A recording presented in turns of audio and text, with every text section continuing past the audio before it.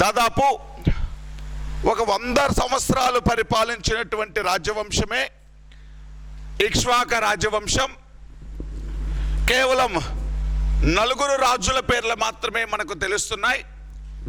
ఆ 4 రాజుల పేర్లు, దానితో పాటు ఈ కాలం నాటి సామాజిక, ఆర్థిక, రాజకీయ పరిస్థితులు అనేటువంటివి నేర్చుకుందాం. సరే, ఇంకా ఒకసారి కంటిన్యూ చేద్దాం. లాస్ట్ సిలబస్కి లాస్ట్ మనం ఏమైతే చెప్పుకున్నామో దానికి కంటిన్యూ చేద్దాం. హెడింగ్ పెట్టుకుందాం, శాతవాహనుల అనంతర యుగము, పోస్ట్ శాతవాహనాస్ పీరియడ్. శాతవాహన అనంతర యుగము, post Satavahanas period. Post Satavahanas period బ్రాకెట్లో టైం పీరియడ్ రాసుకుందాం. అప్రాక్సిమేట్లీ 200 BC టు 600 BC అని పెట్టుకుందాం. అప్రాక్సిమేట్లీ అండి, అక్కరేట్ కాదు ఇవి. 200 BC టు BC కాదండి, AD అండి. క్రీస్తు శకం 200 సంవత్సరం నుంచి క్రీస్తు శకం 600 వరకు, 200 AD నుంచి 600 AD వరకు.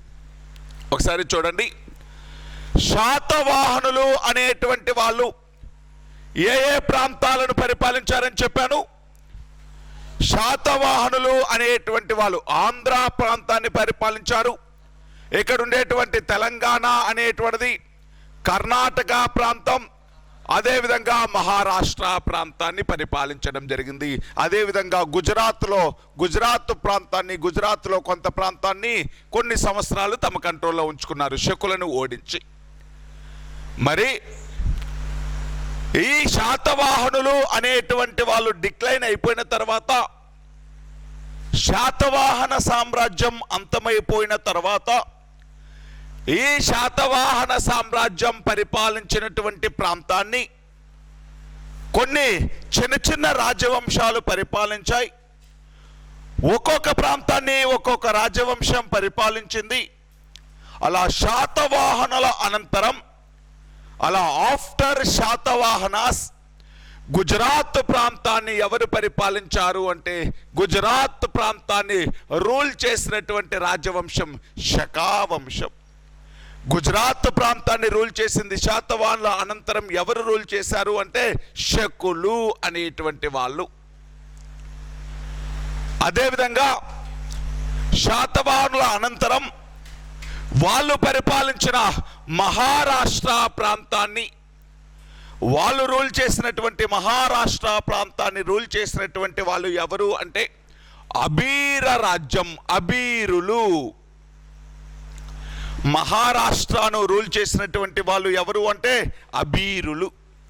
అదేవిధంగా వీళ్ళు పరిపాలించిన కర్ణాటక ప్రాంతాన్ని ఎవరు రూల్ చేశారు అంటే, శాతవాహనుల కంట్రోల్లో ఉన్నటువంటి ఈ కర్ణాటక ప్రాంతాన్ని బనవాసి రాజ్యం, బనవాసి రాజ్యాన్ని ఏమని పిలుస్తారు అంటే వైజయంతి రాజ్యం. బనవాసి లేకపోతే వైజయంతి రాజ్యం అని పిలవడం జరుగుతుంది.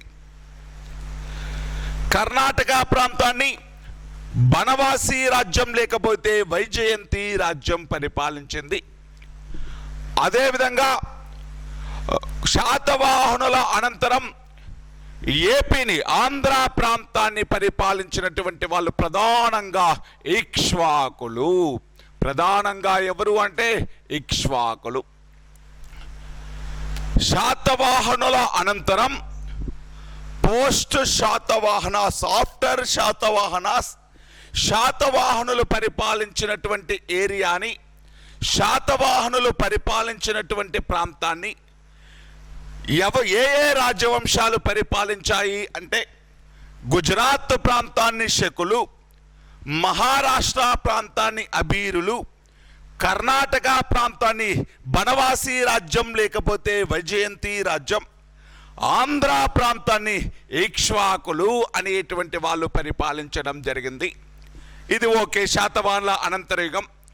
మరి మనం చదువుకున్నటువంటిది ఏపీ హిస్టరీ కాబట్టి మరి ఆంధ్ర ప్రాంతాన్ని శాతవాహనుల అనంతరం పరిపాలించినటువంటి రాజవంశాలు ఏంటి అనేటువంటిది చూస్తే, శాతవాహనుల అనంతరం ఆంధ్ర ప్రాంతాన్ని పరిపాలించిన రాజవంశాలు ఏంటి అనేటువంటిది ఒకసారి చూస్తే, ఇక్ష్వాకులు అనేటువంటి వాళ్ళు బృహత్పలాయనులు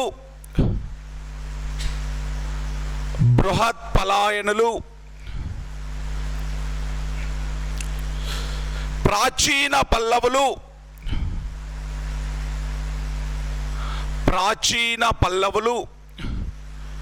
శాలంకాయనులు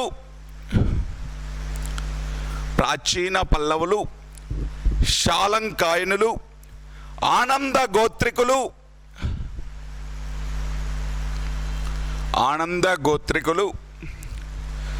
విష్ణుకుండినులు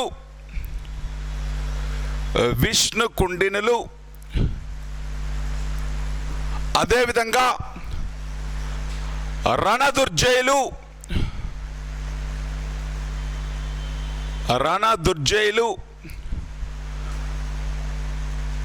పిష్టులు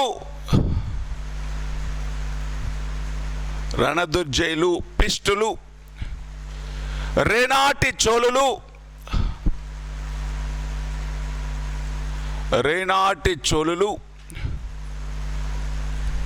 అదేవిధంగా పృథ్వీమూల రాజు లేకపోతే పృథ్వీమూల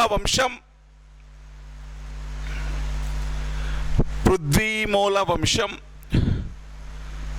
దీనితో పాటు కళింగులు, గాంగులు, ఇటువంటి చిన్న చిన్న రాజవంశాలండి. గాంగులు, ఇక్ష్వాకులు, బృహత్పలాయనులు, ప్రాచీన పల్లవులు, శాలంకాయనులు, ఆనంద గోత్రికులు, విష్ణుకుండినులు, వీళ్ళు ప్రధానంగా ఈ 6 రాజవంశాలు. అదేవిధంగా ఆంధ్ర ప్రాంతాన్ని మధ్యయుగంలో పరిపాలించినటువంటి వాళ్ళు, అంటే ప్రాచీన యుగం నుంచి మధ్యయుగం వరకు పరిపాలించినటువంటి వాళ్ళు రణదుర్జయులు, పిష్టులు, రేనాటి చోళులు, పృథ్వీమూల వంశం, కళింగులు, గాంగులు అనేటి చిన్న చిన్న రాజవంశాలు పరిపాలించడం జరిగింది. నేనేం చెప్తున్నాను అంటే, శాతవాహనుల అనంతర యుగము అనేటువంటిది నేర్చుకోవాలి మనము. ఈ పోస్ట్ శాతవాహనాస్ పీరియడ్లో, శాతవాహనుల అనంతర యుగంలో ఆంధ్ర ప్రాంతాన్ని పరిపాలించిన రాజవంశాలు ఏంటి అనేది చెప్తూ, శాతవాహనుల అనంతరం ఆంధ్ర ప్రాంతాన్ని పరిపాలించిన రాజవంశాలు ప్రధానంగా ఇవి. ఒక్కోసారి ఎగ్జామ్లో క్వశ్చన్ చూడండి, ఇక్కడి నుంచే క్వశ్చన్ ఎలా వస్తుంది అంటే, శాతవాహనుల అనంతరం ఆంధ్ర ప్రాంతాన్ని పరిపాలించిన రాజవంశాలని ఒక క్రొనలాజికల్ ఆర్డర్లో రాయండి, వరుస క్రమంలో రాయండి అంటాడు. వరుస క్రమము అంటే ఫస్ట్ ఎవరొచ్చారు, తర్వాత ఎవరొచ్చారు అనేటువంటిది ఒక వరుస క్రమంలో రాయండి అంటాడు. ఇదే వరుస క్రమం. ఇప్పుడు నేను ఏదైతే చెప్తున్నానో ఆర్డరు, ఇక్ష్వాకులు, బృహత్పలాయనులు, ప్రాచీన పల్లవులు, శాలంకాయనులు, ఆనంద గోత్రికులు, విష్ణుకుండినులు, ఇదే వరుస క్రమం. సంవత్సరాల ఆధారంగా ముందు పరిపాలించింది ఇక్ష్వాకులు, వీళ్ళ తర్వాత బృహత్పలాయనులు, నెక్స్ట్ ప్రాచీన పల్లవులు, శాలంకాయనులు, ఆనంద గోత్రికులు, విష్ణుకుండినులు. ఎగ్జాక్ట్గా ఖచ్చితంగా వీళ్ళ యొక్క పరిపాలన ప్రారంభమైన సంవత్సరం ఏంటి, ఎండైన సంవత్సరం ఏంటి అనేటువంటిది ఎక్కడా లేదు. వీళ్ళ యొక్క పరిపాలన ప్రారంభమైన సంవత్సరం, ఎండైన సంవత్సరం అనేటువంటిది ఏ బుక్లో కూడా, ఏ హిస్టారియన్ కూడా చెప్పలేదు. కాకపోతే బ్రాడ్గా మనం చెప్పుకున్నప్పుడు, అంటే సంవత్సరాలు అనేటువంటివి ఎగ్జాక్ట్గా చెప్పకపోయినా, ఏ సంవత్సరం నుంచి ఏ సంవత్సరం వరకు ఏ రాజ్యం పరిపాలించింది అని చెప్పకపోయినా, మనం బ్రాడ్గా చెప్పుకున్నప్పుడు ఈ వరుస క్రమం అనేటువంటిది క్రొనలాజికల్ ఆర్డర్గా, అంటే ఈ వరుస క్రమంలో ఆంధ్ర ప్రాంతాన్ని పరిపాలించిన రాజవంశాలు ఇవి. మీరు ఇదే ఆర్డర్ గుర్తుపెట్టుకోండి. మీరు చదివేటప్పుడు కూడా ఈ ఆర్డర్లోనే చదవండి. ఒకవేళ ఎగ్జామ్లో ఖచ్చితంగా అంటే క్వశ్చన్ అడగడానికి ఉన్న ఏరియా అంతకుముందు 2 సార్లు ఎగ్జామ్లో అడిగినటువంటి బిట్ ఇది. అంతకుముందు ఎగ్జామ్లో అడిగాడు, మళ్ళీ అడగడానికి అవకాశం ఉన్నటువంటి ఏరియా. వరుస క్రమంలో రాయండి అనేటువంటిది. సరే, నేను ఇప్పుడు శాతవాహనుల అనంతరం ఏ ఏ రాజవంశాలు ఆంధ్ర ప్రాంతాన్ని పరిపాలించాయి అనేటువంటిది చూసుకున్నాం. మరి ఇప్పుడు ఒక్కొక్క రాజవంశం గురించి నేర్చుకుందాం. ఫస్ట్ హెడ్డింగ్ పెట్టుకుందాం, మెయిన్ హెడ్డింగ్ ఇక్ష్వాకులు. సైడ్ హెడ్డింగ్ కాదు, మెయిన్ హెడ్డింగే పెట్టుకోండి, ఇక్ష్వాకులు.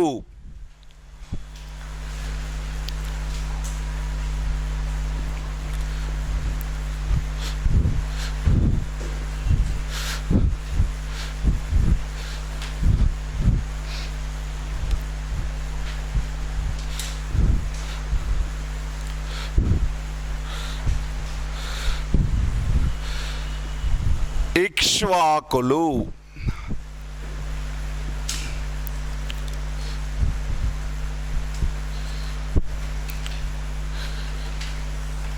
ఈ వీక్లో మోస్ట్లీ కాకతీయులు కూడా అయిపోతుంది. అంటే వేంగి శాతవాహనుల అనంతరయుగం అయిపోయింది. వేంగి చాళుక్యుల అనంతరయుగము, కాకతీయులు. మ్యాక్సిమం మనము మిడీవల్ హిస్టరీలో కూడా ఆఫ్ అయిపోయింది. ఇంకా మనకు మిడీవల్ హిస్టరీలో మిగిలిపోయేది ఈ వీక్ తర్వాత ఓన్లీ విజయనగర సామ్రాజ్యం, కుతుబ్ షాహీలు, రెడ్డి రాజ్యం, అవన్నీ కూడా ఒక వీక్లో అయిపోతాయి. మోడ్రన్ పెద్ద టైం ఏమీ పట్టదు. మోడ్రన్ వితిన్ నాకు తెలిసి 1 వీక్ లేకపోతే 10 డేస్లో మొత్తం మోడ్రన్ హిస్టరీ అయిపోతుంది. సరే, నెక్స్ట్ వీక్ మ్యాక్సిమం ఏదో ఒక పంతులు హిస్టరీతో పాటు either science and technology are economy ఏదో ఒక పంతులు ఒక 3 డేస్ తీసుకునేలాగా ప్లాన్ చేద్దాం. ఏ పంతులు వస్తారు అనేటువంటిది ఒకసారి చూసుకొని మీకు టైం టేబుల్ ఇస్తాను. సరే, చూద్దాం. ఇంకా ఇక్ష్వాకులు అనేటువంటి వాళ్ళు ఎలా పరిపాలించారు, ఎవరు పరిపాలించారు, ఏ టైంలో పరిపాలించారు అనేటువంటి దానికి సంబంధించి, అసలు ఇక్ష్వాకులు అనేటువంటి వాళ్ళు ఎవరు, ఎక్కడి నుంచి వచ్చారు అనేటువంటి దానికి సంబంధించి బోలెడు కాంట్రవర్సీలు అనేటువంటివి ఉన్నాయి. ఈ ఇక్ష్వాకులు అనేటువంటి వాళ్ళు ఉత్తర భారతదేశం నుండి వచ్చారు అని కొంతమంది అంటే, ఈ ఇక్ష్వాకులు కర్ణాటక ప్రాంతం నుంచి వచ్చారు అని కొంతమంది అన్నారు, మహారాష్ట్ర ప్రాంతం నుంచి వచ్చారు అని కొంతమంది అన్నారు. లేదు, వీళ్ళు ఆంధ్ర ప్రాంతంలోని వాళ్ళే, వీళ్ళు ఆంధ్ర జాతికి సంబంధించినటువంటి వాళ్ళే, లోకల్సే అని కొంతమంది చెప్పడం జరిగింది. అదేవిధంగా వీళ్ళు పరిపాలించినటువంటి కాలానికి సంబంధించి కూడా కొంచెం కాంట్రవర్సీ ఉంది. అదేవిధంగా ఈ వంశంలోని రాజులకు సంబంధించినటువంటి రాజుల పేర్లు, దానితో పాటు ఈ వంశంలోని మొత్తం రాజులకు సంబంధించి కొన్ని కాంట్రవర్సీలు ఉన్నాయి. ఆ కాంట్రవర్సీలు ఏంటి అనేటువంటిది ఒక్కొక్కటి చెప్పుకుంటూ వెళ్దాం. ఏమంటాడు అసలు ఇక్ష్వాకులు అనేటువంటిది ఎప్పుడెప్పుడు అంటే వీళ్ళు పరిపాలించినటువంటి కాలాన్ని అప్రాక్సిమేట్లీ 225 AD నుంచి 300 AD వరకు. వీళ్ళు పరిపాలించినటువంటి కాలం 225 AD నుంచి 300 AD వరకు. దాదాపు ఒక 75 నుంచి 100 సంవత్సరాలు పరిపాలించినటువంటి వాళ్ళు ఎవరు అంటే ఇక్ష్వాకులు. ఇదంతా కూడా నేను చెప్పేది అక్కరేట్ కాదు, ఎగ్జాక్ట్ ఫిగర్స్ కాదు, అప్రాక్సిమేట్లీ గుర్తుపెట్టుకుని. కొన్ని బుక్కుల్లో 200 నుంచి 300 మధ్యలో దాదాపు ఇక్ష్వాకులు 100 సంవత్సరాలు పరిపాలించారు అని ఉంటుంది. 200 నుంచి 300 వరకు ఒక 100 సంవత్సరాలు పరిపాలించారు అని ఉంటుంది. మీరు 225 AD నుంచి 300 AD అనేటువంటిది మీ మైండ్లో ఫిక్స్ చేసుకోండి, గుర్తుపెట్టుకోండి. ఓకేనా?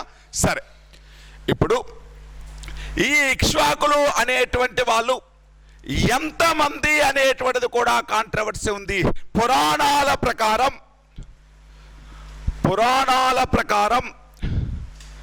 7 మంది ఇక్ష్వాక రాజులు పరిపాలించడం జరిగింది. పురాణాల ప్రకారం 7 మంది ఇక్ష్వాక రాజులు అనేటువంటి వాళ్ళు పరిపాలించారు. అదే శాసనాల ప్రకారం మనకు శాసనాలలో ఎంతమంది రాజుల పేర్లు మాత్రమే కల్పిస్తున్నాయి అంటే 4 మెంబర్స్. అంటే పురాణాల ప్రకారం 7 మంది శాతవాహన రాజులు అనేటువంటి వాళ్ళు దాదాపు 100 సంవత్సరాలు పరిపాలించారు అని ఉంటే, శాసనాల ప్రకారం కేవలం 4 రాజుల పేర్లు మాత్రమే కనిపిస్తున్నాయి. కేవలం 4 రాజుల పేర్లు మాత్రమే కనిపిస్తున్నాయి. అంటే ఇక్ష్వాకులు ఎంతమంది అనేటువంటి దానికి సంబంధించి కాంట్రవర్సీ ఉంది.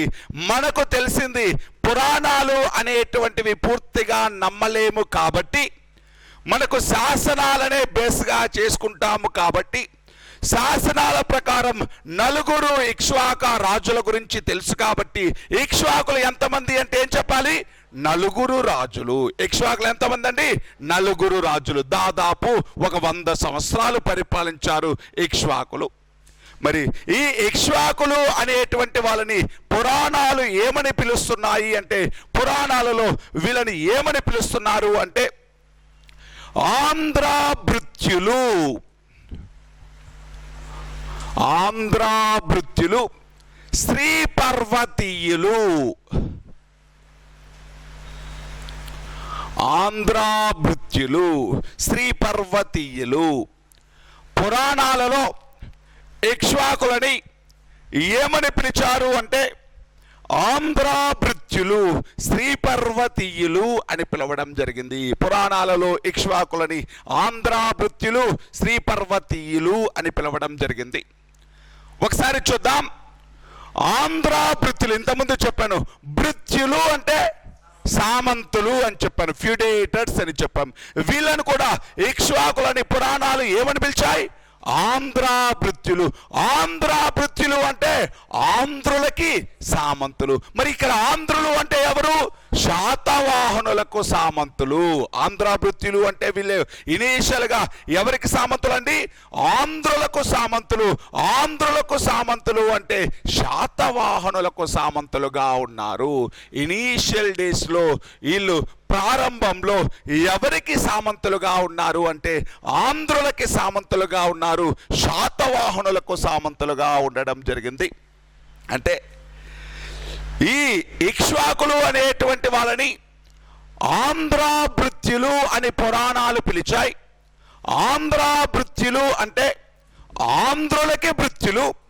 ఆంధ్రులకి భృత్యులు అంటే ఆంధ్రులకి సామంతులు అని అర్థం. ఇక్కడ ఆంధ్రులు అంటే ఎవరు అంటే శాతవాహనులు.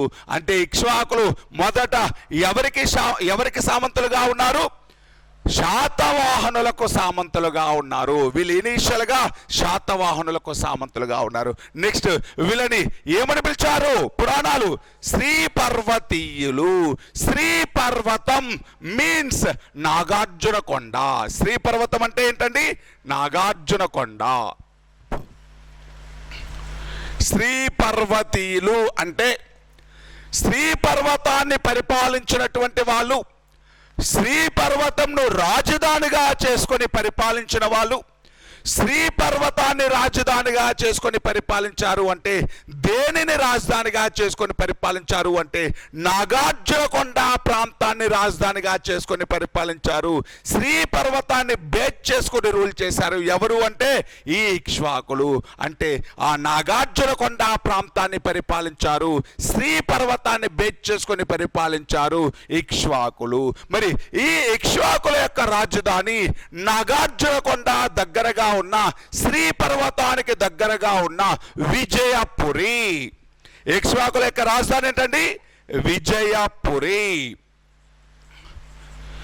విజయపురి ఇంపార్టెంట్ అండి. ఇక్ష్వాకుల యొక్క రాజధాని చాలా ఇంపార్టెంట్.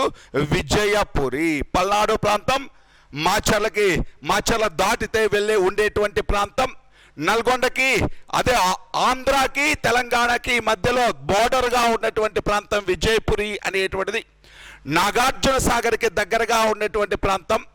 నాగార్జున కొండ ప్రాజెక్ట్ అంటే నాగార్జున కొండ విశ్వవిద్యాలయం ఉన్నటువంటి ఆ నాగార్జున కొండ ప్రాంతాన్ని, నాగార్జున కొండని ఓల్డెన్ డేస్ లో ఏమని పిలిచేవాళ్ళు? శ్రీ పర్వతం. ఎగ్జామ్లో ఎప్పుడైనా కూడా శ్రీ పర్వతాధిపతులు అని ఎవరిని పిలిచేవాళ్ళు? ఇక్ష్వాకులని. పర్టికులర్గా ఒక రాజుని శ్రీ పర్వతాధిపతి అని పిలిచారు. పర్టికులర్గా ఒక రాజుని, అంటే వంశము అంటే మాత్రం ఇక్ష్వాకులు. అలా కాకుండా వంశము అని కాకుండా ఏ రాజుని శ్రీ పర్వతాధిపతి అని పిలిచారు అంటే ఇక్ష్వాకులలో రెండవ రాజు వీర పురుషదత్తుడు. ఇక్ష్వాకులలో రెండవ రూలర్ వీర పురుషదత్తుడు. శ్రీ పర్వతాధిపతులు అని ఎవరిని పిలిచేవాళ్ళు? ఇక్ష్వాకులని. పర్టికులర్గా ఎగ్జామ్లో శ్రీ పర్వతాధిపతి అనే బిరుదు ఎవరికి ఉంది అంటే ఏం చెప్పాలి? వీర పురుషదత్తుడు. వీర పురుషదత్తుడు. నేను ఎగ్జామ్లో ఎలా క్వశ్చన్స్ అడుగుతారు అనేటువంటిది కూడా చెప్తున్నాను. ఇది లాస్ట్ టైం అడిగిన బిట్టండి. శ్రీ పర్వతాధిపతి అనేటువంటి టైటిల్ ఏ ఇక్ష్వాక రూలర్కు ఉంది అంటే వీర పురుషదత్తుడికి ఉంది. ఇక్ష్వాకులలో రెండవ రాజు వీర పురుషదత్తుడికి ఉంది. అదేవిధంగా ఇక్ష్వాకుల యొక్క రాజధాని తెలుసుకున్నాం. ఏంటి రాజధాని? విజయపురి అనేటువంటిది. శ్రీ పర్వతాన్ని పరిపాలించిన వాళ్ళు ఎవరు? ఇక్ష్వాకులు. శ్రీ పర్వతం అంటే ఏంటి? నాగార్జున కొండా ప్రాంతం. శ్రీ పర్వతం అంటే నాగార్జున కొండా ప్రాంతం. మరి ఇక్ష్వాకులు ఎవరికి ఫిడేటర్స్గా ఉన్నారు, సామంతులుగా ఉన్నారు? శాతవాహనులు. పురాణాలు అనేటువంటివి ఇక్ష్వాకులని ఏమని పిలిచాయి? ఆంధ్ర భృత్యులు మరియు శ్రీ పర్వతాధిపతులు, శ్రీ పర్వతీయులు అని పిలవడం జరిగింది. ఇనీషియల్గా ఇక్ష్వాకులకు సామంతులుగా ఉన్నారు. అందుకనే శాతవాహనుల యొక్క రాజభాష అయినటువంటి ప్రాకృతంని వీళ్ళు కూడా రాజభాషగా ఉపయోగించారు. అంటే ఇక్ష్వాకుల యొక్క అఫీషియల్ లాంగ్వేజ్ ఏంటండి? ప్రాకృతం. ఇక్ష్వాకుల యొక్క అఫీషియల్ లాంగ్వేజ్ ఏంటి అంటే ప్రాకృతం. ఇక్ష్వాకుల యొక్క రాజభాష ఏంటి అంటే ప్రాకృతం. సరే, మరి ఇక్ష్వాకులు అనేటువంటి వాళ్ళు పురాణాల ప్రకారం ఎంతమంది ఉన్నారు? 7 మంది. కానీ శాసనాల్లో ఎంతమంది రాజుల పేర్లు మాత్రమే కనిపిస్తున్నాయి? 4 ఇక్ష్వాక రాజుల పేర్లు మాత్రమే కనిపిస్తున్నాయి. పురాణాల ప్రకారం ఇక్ష్వాకులు 7, శాసనాల ప్రకారం ఇక్ష్వాకులు 4. శాసనాల ప్రకారం ఇక్ష్వాకులు 4. పరిపాలించిన కాలం మనకు తెలుసు 225 AD నుంచి 300 AD వరకు. శ్రీ పర్వతం పరిసర ప్రాంతాలను పరిపాలించారు. నాగార్జున కొండ ప్రాంతాన్ని పరిపాలించారు. అదేవిధంగా వీళ్ళ యొక్క రాజభాష ప్రాకృతం. వీళ్ళ యొక్క రాజ లాంఛనం సింబల్ అనేటువంటిది లయన్. వీళ్ళ యొక్క రాజ లాంఛనం ఏంటండి? సింబల్ లయన్, సింహం అండి. వీళ్ళ యొక్క రాజ్య లాంఛనం సింహం. శాతవాహనుల యొక్క రాజ్య లాంఛనం సూర్యుడు.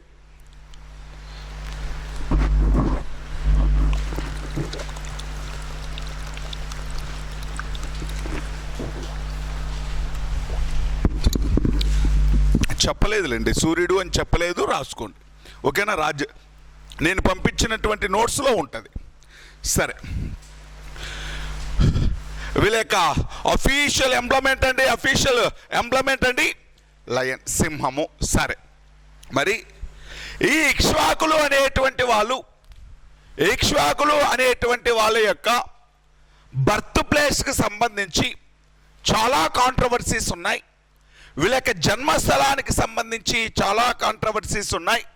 ఆ కాంట్రవర్సీస్ ఏంటి అనేటువంటిది ఒకసారి చూద్దాం. జన్మస్థలము అని చిన్న సైడ్ హెడ్డింగ్ పెట్టుకుందాం. వీళ్ళ యొక్క బర్త్ ప్లేస్కి సంబంధించి కాంట్రవర్సీస్ చాలా ఉన్నాయి. ఏమేం కాంట్రవర్సీస్ ఉన్నాయి అనేటువంటిది ఒకసారి చూద్దాం.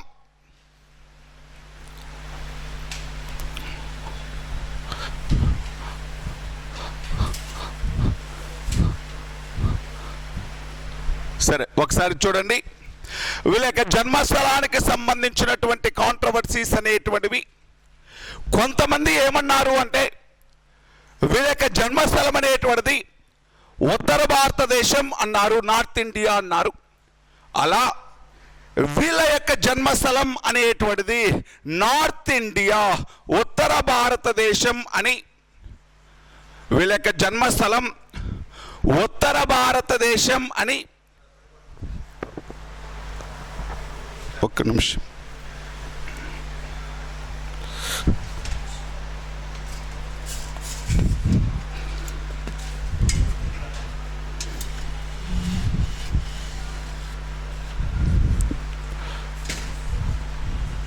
ఓకేనా? వీళ్ళ యొక్క బర్త్ ప్లేస్ అనేటువంటిది నార్త్ ఇండియా అని, ఉత్తర భారతదేశం అని చెప్పినటువంటి వాళ్ళు రాబ్సన్ మరియు బోలార్ అనేటువంటి హిస్టారియన్స్. వీళ్ళ యొక్క జన్మస్థలం ఉత్తర భారతదేశం, నార్త్ ఇండియా అని చెప్పినటువంటి వాళ్ళు రాబ్సన్ మరియు బోలార్ అనేటువంటి వాళ్ళు. మరి ఎందుకని చెప్పారు అంటే, ఉత్తర భారతదేశాన్ని పరిపాలించింది, కోసల రాజ్యాన్ని పరిపాలించింది, అయోధ్యను రాజధానిగా చేసుకొని పరిపాలించినటువంటి రాజవంశం ఉంది. అయోధ్యను రాజధానిగా చేసుకొని పరిపాలించిన కోసల వంశ అంటే కోసల రాజ్యాన్ని పరిపాలించిన రాజవంశం ఏంటి అంటే ఇక్ష్వాక వంశం. ఈ ఇక్ష్వాక వంశానికి సంబంధించినటువంటి వ్యక్తి శ్రీరాముడు అనేటువంటి వ్యక్తి. అంటే ఉత్తర భారతదేశాన్ని ఇక్ష్వాక వంశం పరిపాలించింది. ఉత్తర భారతదేశంలోని కోసల రాజ్యాన్ని లేకపోతే కోసల దేశాన్ని ఈ ఇక్ష్వాక వంశం పరిపాలించింది.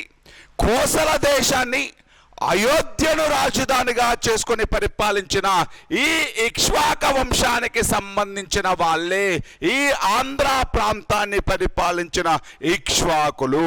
అంటే శ్రీరాముడి వంశానికి చెందినటువంటి వాళ్ళే ఈ ఆంధ్ర ప్రాంతాన్ని పరిపాలించిన ఇక్ష్వాకులు. ఉత్తర భారతదేశంలోని కోసల దేశాన్ని పరిపాలించిన ఇక్ష్వాక వంశానికి చెందిన వాళ్ళే, శ్రీరాముడి వంశానికి చెందిన వాళ్ళే ఈ ఆంధ్ర ప్రాంతాన్ని పరిపాలించినటువంటి ఈ ఇక్ష్వాకులు అని ఎవరు చెప్పారు? Robeson bull. ఇక్ష్వాక వంశము అనేటువంటిది ఉత్తర భారతదేశంలో ఉంది కాబట్టి, ఉత్తర భారతదేశంలోని శ్రీరాముడు ఇక్ష్వాక వంశానికి చెందినవాడే కాబట్టి వాళ్ళకు సంబంధించినటువంటి వాళ్ళే ఆంధ్ర ప్రాంతాన్ని పరిపాలించినటువంటి ఇక్ష్వాకులు అని ఎవరు చెప్పారు? రాబ్సన్ బోలార్ అనేటువంటి వాళ్ళు. రాబ్సన్ బోలార్.